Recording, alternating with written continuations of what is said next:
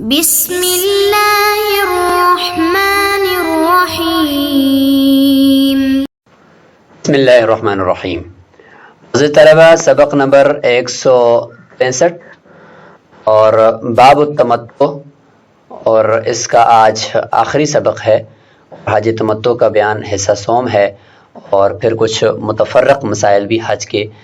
بارے میں آخر میں انشاءاللہ مذکور ہوں گے۔ کچھ ایسے معروضی مسائل ہیں جن میں حج تمتع کرنے والا عمرہ کا احرام اور اس کے افعال کرنے کے بعد وہ بیچ میں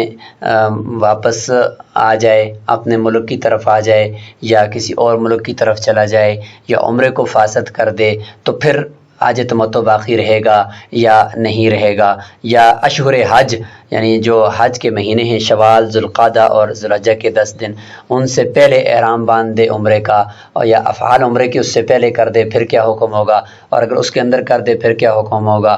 اس طرح کے سوالات اور اس طرح کے مسائل ہیں۔ اور یہ بات تو طے ہے کہ حج تمتع تب ہی ہوگا کہ جب عمرہ اور حج وہ ایک ہی سال کے اندر انہی حج کے مہینوں کے اندر ہو۔ لہذا اگر عمرہ ان حج کے مہینوں سے پہلے ہو گیا، یعنی شوال سے بھی پہلے کر دیا، تو پھر یہ حج تمتع نہیں ہوگا، پھر یہ الگ الگ ہو جائیں گے، حج افراد ہو جائے گا۔ تو سب سے پہلا مسئلہ ہے ومن احرم بعمرۃ قبل اشہر الحج، عمرے کا احرام کسی نے حج کے مہینے یعنی شوال شروع ہونے سے پہلے باندھ لیا، فطاف لها اقل من 4 اشواط، پھر اس نے طواف کیا ہے عمرے کا 4 چکروں سے ابھی تک کم کیا تھا، کہ ثم دخلت اشہر الحج، کہ اشہر حج داخل ہو گئی، یعنی شوال کا چاند نظر آ گیا۔ احرام بھی اس نے پہلے ہی باندھا ہوا تھا رمضان میں مثلا، اور طواف بھی جا کر اس نے کرنا شروع کیا، اور ابھی تک 3 ہی چکر کیے تھے، اور 4 چکر ابھی باقی، یعنی اکثر باقی ہے کہ شوال کا چاند نظر آ گیا اور حج کے مہینے داخل ہو گئے۔ فتممھا، اس نے اس کے بعد 4 چکر جو ہے وہ مکمل کیے ہیں۔ احرم بالحج، حج کا احرام اس نے پھر اس کے بعد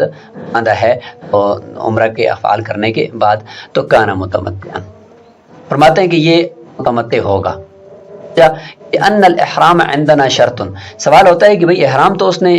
حج کے مہینوں سے پہلے باندھا ہے، رمضان میں باندھا ہے، تو یہ کیسے درست ہوا؟ فرماتے ہیں احرام احناف کے نزدیک شرط ہے، رکن نہیں ہے۔ امام شافعی رحمۃ اللہ کے نزدیک رکن ہے۔ احناف کے نزدیک احرام شرط ہے، تو شرط ویسے بھی پہلے ہوتی ہے مشروط سے، تو لہٰذا اگر احرام کو حج کے مہینوں سے مقدم کر دیا تو اس میں کوئی حرج نہیں ہے۔ فیصح تقدیم علی اشہر الحج وانما یعتبر اداء الافعال فیہا، اصل جو معتبر ہے وہ مشروط ہے، اور مشروط یعنی وہ افعال عمرہ وہ حج کے مہینوں کے اندر کرنا معتبر ہے، اور وہ یہاں پہ پایا گیا، اگرچہ 3 چکر تو حج کے مہینوں سے پہلے ہو گئے تھے طواف کے، اور 4 اس کے بعد ہوئے، تو للاکثر حکم الکل وقد وجد الاکثر، اکثر چکر تو پائے گئے حج کے مہینوں میں، وللاکثر حکم الکل وان طاف لعمرته، لہذا یعنی عمرہ کا یہاں پہ زیادہ حصہ وہ پایا گیا، اس کے بعد اسی سال میں جب وہ انہی حج کے مہینوں میں حج بھی کرے گا تو تمتع پایا گیا، حج متمتع، یعنی یہ متمتع کہلائے گا۔ اسی کے برعکس اگر اس طرح ہوا کہ وان طاف لعمرته قبل اشہر الحج 4 اشواط فصاعدا، کہ اس نے 4 چکر یا 4 چکروں سے زیادہ عمرے کا طواف شوال کا چاند نظر آنے سے پہلے کر لیا تھا، تو کوئی اکثر ایسا حج کے مہینے شروع ہونے سے پہلے ہی اس نے کر دیا تھا، تو اس صورت میں ثم حج من عامہ ذلک، اسی سال اس نے یعنی انہی مہینوں کے اندر جب آگے ذوالحجہ آیا تو اس نے حج بھی کیا ہے، تو لم یکن متمتعا، یہ متمتع نہیں ہوگا، حج تمتع والی جو اس کی ذمہ داری ہیں وہ یہ نہیں نبھائے گا، قربانی وغیرہ اس کے اوپر واجب نہیں ہوگی۔ لأنہ ادى الاکثر قبل اشہر الحج، کیونکہ عمرہ کا زیادہ حصہ طواف کا اس نے حج کے مہینے شروع ہونے سے پہلے ادا کیا ہے۔ وہذا لأنہ صار بحال، یعنی اکثر طواف عمرے کا اس نے حج کے مہینے شروع ہونے سے پہلے کر لیا ہے، اور اب یہ اس حالت کے اندر ہے کہ اگر جمع کر لے، ہم بستری کر لے، یعنی 4 طواف کے کر دیے، اکثر طواف کر دیا ہے، للاکثر حکم الکل کے قبیل سے، گوئے کہ عمرے کا اصل جو ہے وہ طواف ہی ہوتا ہے، تو گوئے کہ اس نے طواف کر دیا ہے، اب 4 چکر لگانے کے بعد اگر یہ ہم بستری کر دیتا ہے تو اس کا یہ عمرہ فاسد نہیں ہوگا، عمرہ فاسد نہیں ہوگا۔ مطلب یہ ہوا گویا کہ اس نے حج کے مہینے شروع ہونے سے پہلے ہی عمرہ مکمل کر دیا ہے. یہ ایسی حالت کے اندر بھی ہو چکا ہے، یہ اس لیے یہاں پہ کر دیا کہ یہ ایسی حالت کے اندر ہو چکا ہے. تو فسارا گویا کہ ایسا ہو گیا کہ اذا تحلل منہا، گویا کہ یہ عمرہ کر کے حلال بھی ہو چکا ہے قبل اشہر الحج، حج کے مہینے شروع ہونے سے پہلے. تو جب عمرہ اور اس سے حلال ہونا حج کے مہینوں سے پہلے ہو گیا ہے تو اب اسی سال حج کرنے سے یہ گویا کہ حج کے مہینوں کے اندر تو عمرہ اور حج جمع نہ ہوا، لہذا یہ تمتع نہیں ہوگا. وہ مالک رحمہ اللہ، امام مالک رحمہ اللہ فرماتے ہیں، امام مالک رحمہ اللہ یعتبر الاتمام فی اشہر الحج، وہ فرماتے ہیں کہ حج کے مہینوں کے اندر بس صرف اتمام ہو جائے عمرے کا، اگرچہ اکثر چکر ادھر پیچھے ہوں یا کم جو ہے وہ حج سے پہلے ہوں، زیادہ حج کے اندر ہوں، جو بھی ہو، لیکن یہ کہ صرف عمرہ جو ہے وہ مکمل جا کر اگر حج کے مہینوں کے اندر اس نے کیا ہے تو بس یہ گویا کہ عمرہ حج کے مہینوں کے اندر پایا گیا، لہذا اسی سال حج کرنے کی وجہ سے حج تمتع کہلائے گا. والحجۃ علیہ ما ذکرنا، ان کے خلاف جو حجت ہے وہ ہم نے ذکر کر دی ہے کہ للاکثر حکم الکل ہوتا ہے. ولأن الترفق بأداء الافعال، اور دوسرا یہ کہ جو اس نے فائدہ حاصل کرنا ہے اور سہولت حاصل کرنی ہے اپنے لیے عمرہ اور حج کی، تو وہ افعال کو ادا کرنے کے ساتھ ہے. والمتمتع المترفق بأداء النسکین فی سفرۃ واحدۃ فی اشہر الحج، اور متمتع اس کو کہتے ہیں کہ جو فائدہ حاصل کرتا ہے دونوں نسک یعنی عمرہ اور حج کو ادا کرنے کا ایک ہی سفر میں حج کے مہینوں میں. تو اس نے ایسا تو نہیں کیا، ایسا نہیں کیا تو گویا کہ اس نے تو اکثر جو افعال ہیں تو اس نے حج کے مہینوں سے پہلے کر دیے. اب یہاں پہ اشہر حج کی بات ہو رہی ہے کہ حج کے مہینے جس کا ذکر ہم نے کئی مرتبہ کر بھی دیے، تو صاحب ہدایہ یہاں پہ ان کو متعین کر رہے ہیں کہ حج کے مہینے کون سے ہیں. وہ اشہر الحج، حج کے مہینے شوال وذوالقعدہ وعشر من ذی الحجہ، کذا روی عن العبادلۃ الثلاثہ، تینوں یعنی عبداللہ بن مسعود اور حضرت عبداللہ بن عمر اور حضرت عبداللہ بن عباس، ان تینوں سے، اور اس طریقے سے عبداللہ بن زبیر رضی اللہ عنہ اجمعین، سب سے یہ ثابت ہے کہ حج کے 3 مہینے ہوتے ہیں، یعنی تیسرا مہینہ یعنی 10 دن اس کے. وَلِأَنَّ الْحَجَّ يَفُوتُ بِمُضِيِّ عَشْرِ ذِي الْحِجَّةِ، اور حج جو ہے وہ 10 ذی الحجہ کے گزر جانے کے بعد فوت ہو جاتا ہے. وَمَا بَقَاءِ الْوَقْتِ لَا يَتَحَقَّقُ الْفَوَاتُ، اور جب تک وقت باقی ہے اس وقت تک فوت ہونا متحقق نہیں ہوتا. یہ دلیل ہے کہ حج کے جو مہینے ہیں وہ 10 ذی الحجہ تک ہی اس کا وقت ہے، اس کے بعد نہیں ہے. تو اس کی دلیل دے رہے ہیں کہ 10 ذی الحجہ کے بعد حج فوت ہو جاتا ہے. یہ اس بات کی دلیل ہے کہ اگر یعنی ذی الحجہ کے آخر تک وقت ہوتا تو پھر وقت کے باقی رہتے ہوئے یہ فعل یا یہ عمل پھر فوت کیوں ہوتا؟ جب وقت باقی ہے، تو جب وقت باقی نہیں ہے تو تب ہی فوت ہوا نا. اس سے پتہ چلا کہ 10 ذی الحجہ کے بعد وقت نہیں ہے. وما بقاء الوقت لا يتحقق الفوات، وقت کے فوت ہونے کے بعد جو ہے نا وقت کے باقی رہنے کے باوجود حج کا فوت ہونا متحقق نہیں ہوتا. تو لہٰذا یہاں پر جو ہے پتہ چل گیا ہمیں کہ یدل علی ان المراد من قول تعالی، اللہ تعالیٰ کے اس قول سے بھی کہ الحج اشہر معلومات سے مراد شہرانی و بعض الثالث ہے، 2 مہینے پورے اور تیسرے مہینے کا صرف 10 دن، لا کلہ سارے کا سارا نہیں ہے. ان قدم الاحرام بالحج علیہا، اب اسی مسئلے سے ایک مسئلہ متفرع فرما رہے ہیں. اگر ایسا کر دیا کہ کسی نے حج کا احرام حج کے مہینوں سے پہلے باندھ دیا، یعنی رمضان میں باندھ دیا، مثلا از احرام، اس کا احرام درست ہے اور اس کا حج منعقد ہو جائے گا اسی سال، گیا ہوا تھا وہاں پہ رمضان مبارک کے اندر، اسی وقت ہی اس نے احرام حج کا باندھ دیا اور اس کے بعد وہ محرم ہی رہا وہاں پر، اور حد ہے کہ وہ یعنی ذی الحجہ آ گیا اور اس نے حج بھی اسی سال کر دیا اسی احرام میں. تو امام شافعی رحمۃ اللہ اس میں اختلاف فرماتے ہیں. وہ فرماتے ہیں کہ ایسا کرنا درست نہیں ہے. فإن عنده يصير محرما بالعمرہ، کیونکہ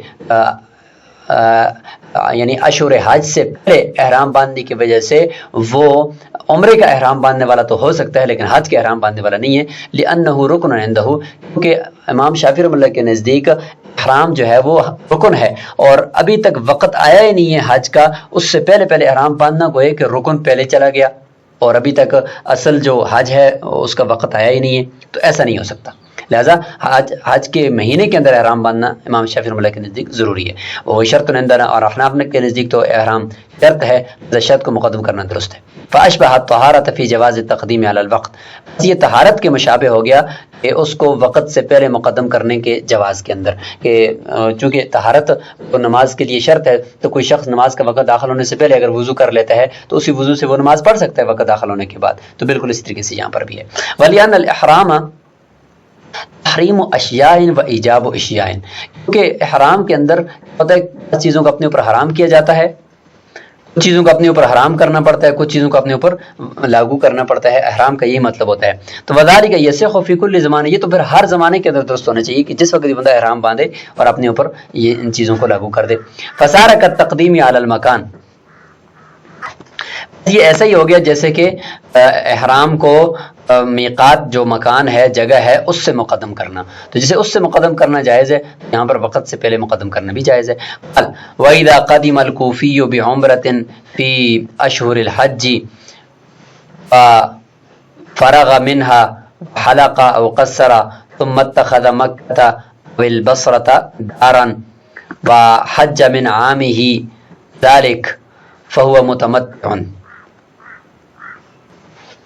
فرماتے ہیں کہ ایک کوفی شخص ہے، کوفی کا مطلب میقات سے باہر رہنے والا، چاہے جس ملک کا بھی ہو. ایک مثال دے رہے ہیں، عمرہ کا طواف عمرہ کرنے کے لیے آیا حج کے مہینوں کے اندر، اور حج کے مہینے بھی ہیں، عمرہ کا احرام باندھ کر آیا ہوا ہے عمرہ کی نیت سے، اور اس سے فارغ ہو گیا، احرام بھی اس نے عمرہ کا باندھا ہوا ہے، طواف صحیح کر دی، حلق کر دیا یا قصر کر دیا، اس کے بعد وہ کہ اس کا عمرہ مکمل ہو گیا. پھر اس نے ایسا کیا کہ واپس کوفہ نہیں گیا، اپنے وطن نہیں گیا، کہ مکہ کو وہاں پہ دار بنا دیا، یعنی مکہ کے اندر رہائش پکڑ لی اور مقیم ہو گیا وہاں پہ. اب البصرہ تھا، بصرہ چلا گیا، یعنی کوفہ نہیں گیا بلکہ اپنے ملک بصرہ چلا گیا. حج من عامہ ذالک، اور اسی سال پھر آ کر حج بھی اس نے کر دیا. حج من عامہ ذالک، اسی سال یعنی انہی مہینوں کے اندر عمرہ کیا اور انہی مہینوں میں آ کر اس نے حج بھی کر دیا. فہو متمتع، فرماتے ہیں کہ یہ تمتع کرنے والا ہی ہوگا. وہ یہ کہ عمرہ کے بعد بیچ میں سفر اس نے کیا ہے یا بیچ میں وہ کہیں گیا ہے، لیکن اس نے اپنے وطن کی طرف واپسی نہیں کی.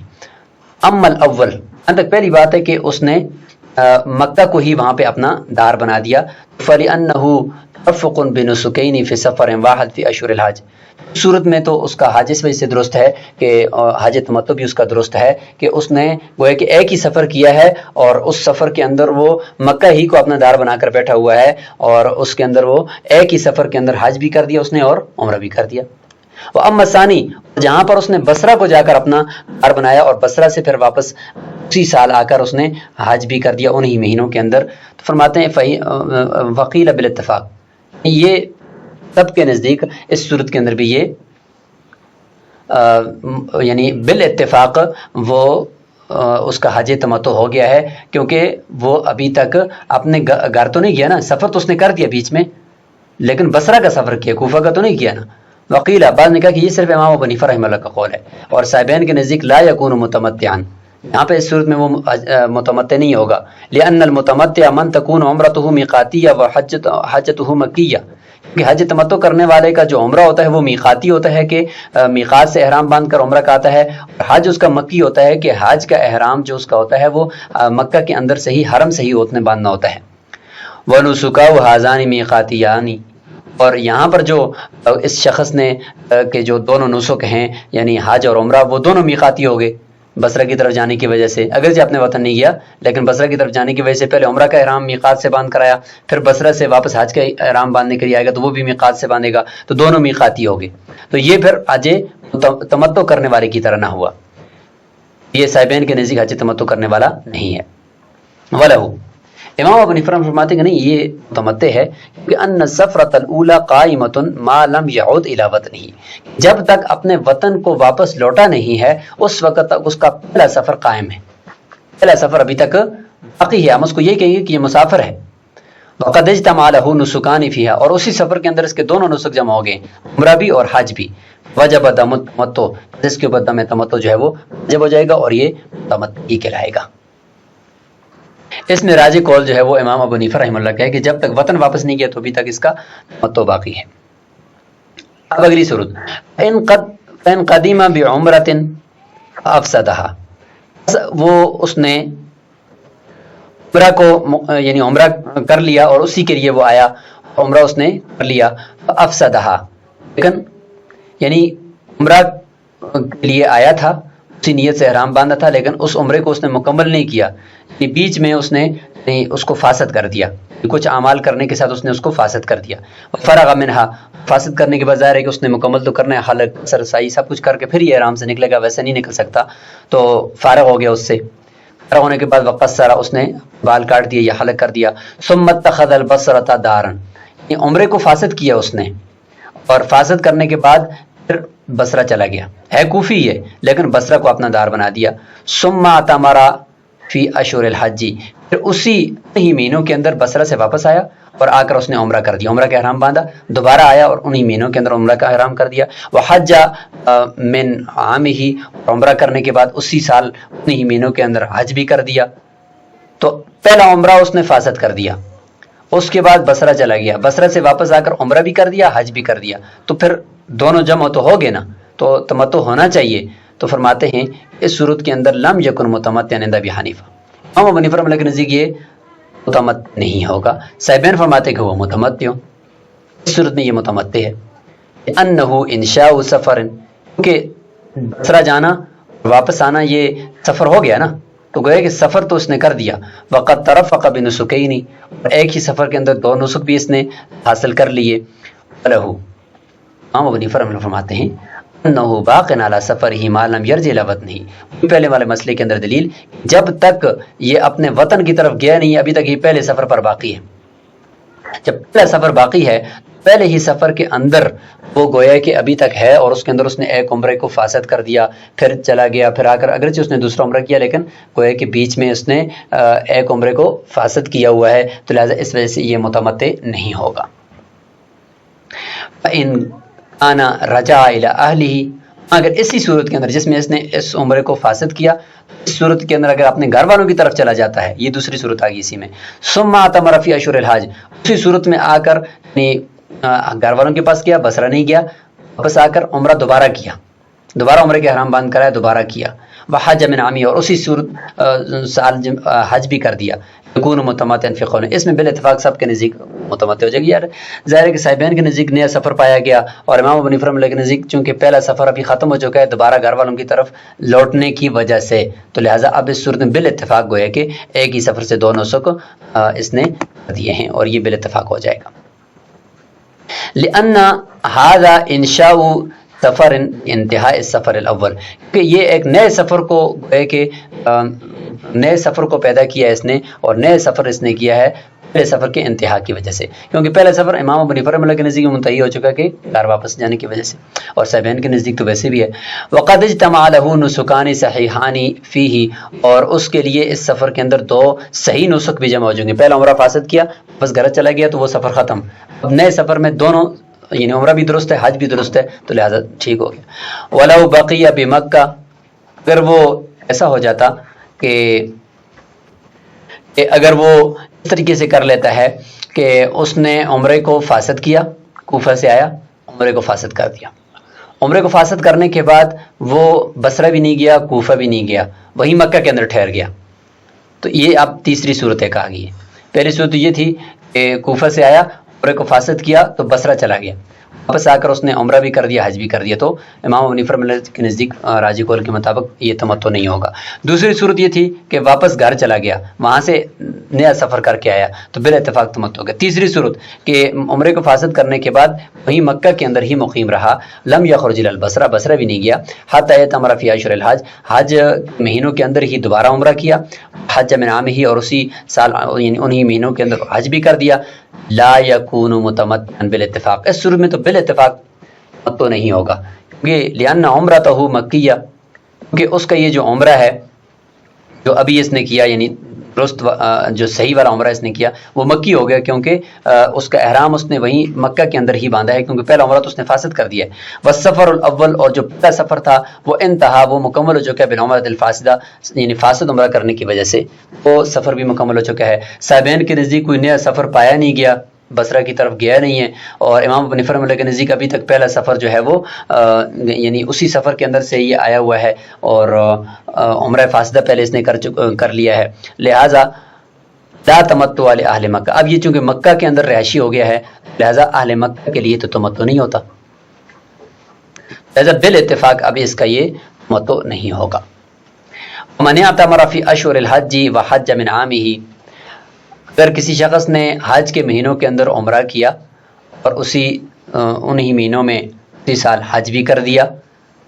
تو اس صورت میں یعنی اب پوری پچھلی بحث میں سے بھی ایک نچوڑ بھی آپ سمجھ لیں کہ فَأَيُّهُمَا أَفْسَدَ یا فَأَيُّهُمَا أَفْسَدَ، اگر حج یا عمرے میں سے ان میں سے جس کو بھی وہ فاسد کرے گا، مضافیہ اس کے افعال کو کرتا ہی رہے گا، لأنه لا يمكنه الخروج عن عہدۃ الإحرام إلا بالأفعال، احرام کی ذمہ داری سے اس وقت تک نہیں نکلتا جب تک کہ وہ افعال نہیں کرے گا، افعال دوبارہ لوگ کرتا رہے گا، لیکن ایک چیز کو اگر وہ فاسد کر رہا ہے، حج کو فاسد کر لیا یا عمرے کو فاسد کر دیا، تو فرماتے ہیں کہ اب وہ متمتع نہیں رہے گا، سقط دم المتعتی، حج تمتع کا جو اس کے اوپر دم واجب تھا وہ ساقط ہو جائے گا، لأنه لم يترفق بأداء النسكين صحیحین بسفرۃ واحدہ، یعنی ایک ہی سفر کے اندر دو نسک، دو جو عبادات تھی عمرہ کی اور حج کی، وہ اس نے حاصل نہیں کی، جب نہیں کی تو لہٰذا اس کے اوپر سے متقدم بھی نہیں ہوگا۔ وَإِذَا تَمَتَّعَتِ الْمَرْأَةُ، عورت نے حج متع یعنی حج تمتع کیا، وضحت بشاتن، پھر اس نے ایک بکری ذبح کی لیکن قربانی کی نیت سے ذبح کی ہے، قربانی کی نیت سے، یہ نہیں کہ میرے اوپر جو تمتع کی حدی لازم ہے اس کی نیت سے کرتی ہوں، نہیں بلکہ قربانی کی نیت سے کرتی، تو فرماتے ہیں کہ لم یجزیہا عن دم المتعہ، یہ دم تمتع کی طرف سے یہ حدی نہیں ہوگی، کافی نہیں ہوگی، اور اس کو دوبارہ کرنی پڑے گی، لأنہا اتت بغیر الواجب، کیونکہ یہ واجب کے علاوہ ایک چیز لے کر آگی، یعنی جو چیز اگرچہ قربانی اس پر واجب بھی ہوگی لیکن دم تمتع جو واجب تھا وہ لے کر تو نہیں آئی۔ وقد الجواب فی الرجل، مرد کے اندر بھی یہی ہے کہ اگر وہ اس طریقے سے قربانی کی نیت سے جانور ذبح کرتا ہے تو اس کو ہم دم تمتع کے اندر شمار نہیں کریں گے۔ یہ مسئلہ چونکہ امام ابو حنیفہ رحمۃ اللہ سے ایک عورت نے پوچھا تھا تو اس لیے عورت کا ذکر پہلے کر دیا، ورنہ مرد ہی جس طریقے سے مسائل پیچھے چل رہے ہیں تو عورت اسی کے تابع ہوتی ہے، تو یہاں پر بھی مرد کا ہی ذکر کیا جاتا۔ اور دوسرا یہ کہ عورتوں سے ہی یہ زیادہ کوتاہی ہوتی ہے کہ وہ نیت میں گڑبڑ کر لیتی ہیں، تو اس لیے اس کا ذکر یہاں پہ کر دیا۔ اور امام ابو یوسف رحمۃ اللہ نے جو روایت امام ابو حنیفہ رحمۃ اللہ سے کی ہے تو وہ اسی طریقے سے روایت کر دی، جب عورت نے مسئلہ پوچھا تو